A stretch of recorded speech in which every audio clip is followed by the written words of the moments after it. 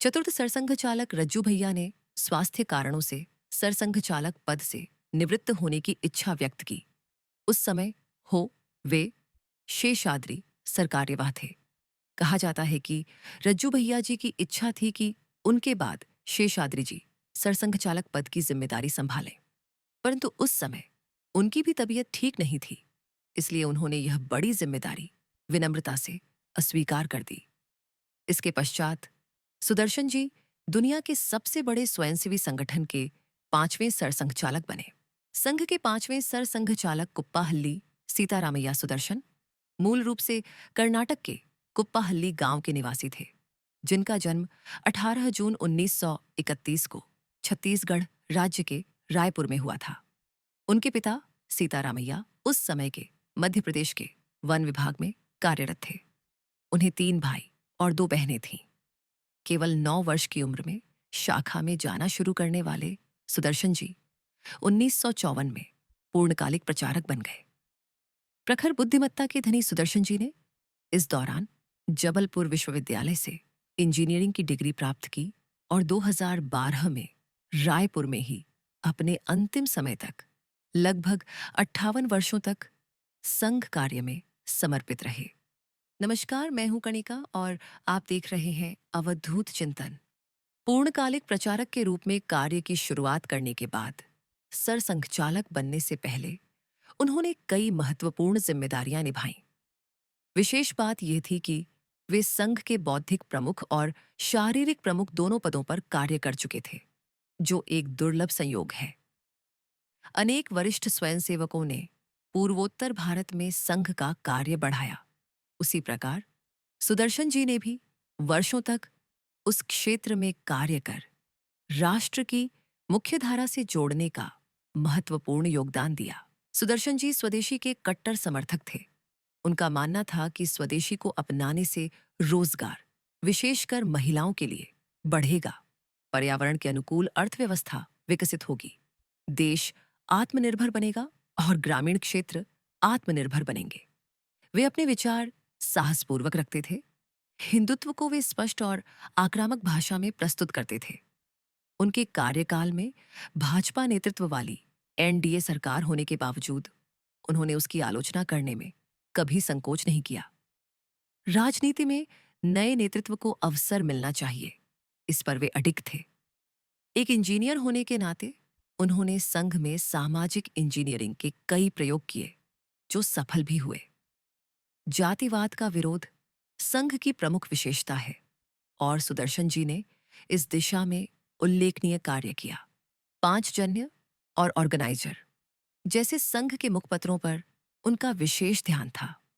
समाज के विविध मुद्दों पर वे निसंकोच अपनी बात रखते थे। स्त्री भ्रूण हत्या पर उनका भाषण जितना चर्चित हुआ, उतनी ही चर्चा 1971 के बांग्लादेश मुक्ति संग्राम को लेकर तत्कालीन प्रधानमंत्री इंदिरा गांधी की उनकी सराहना को लेकर भी हुई।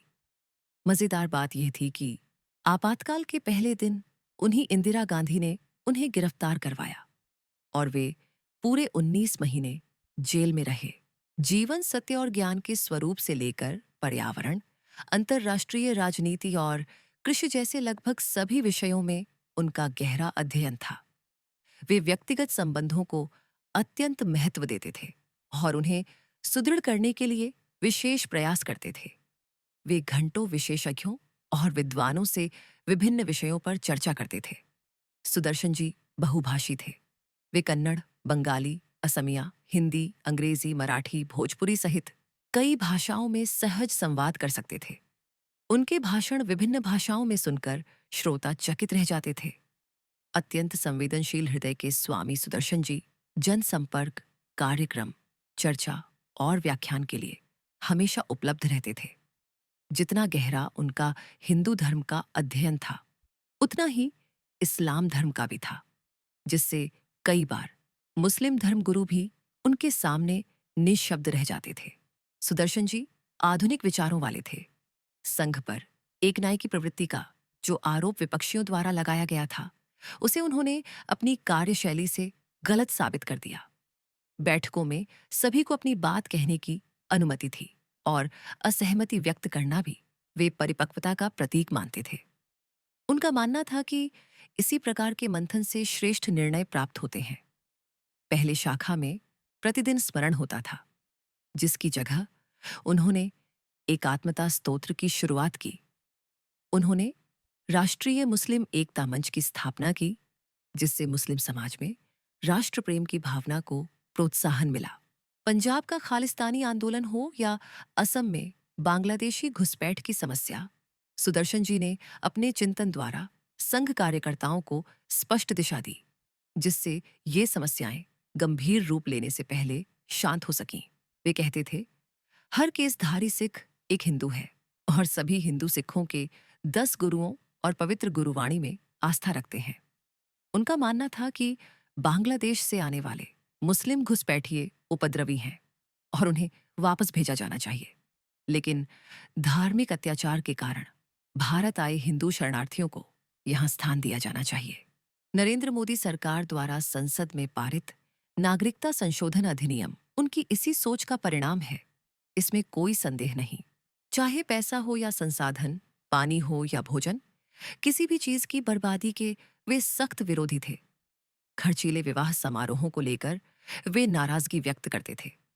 वे साधारण चीजों को भी संजोकर रखने की सलाह देते थे और खुद वैसा ही व्यवहार करते थे। कार्यालय में तो उन्होंने यह अलिखित नियम बना दिया था कि पीने का पानी भी सिर्फ आवश्यकता अनुसार ही ग्लास में लिया जाए।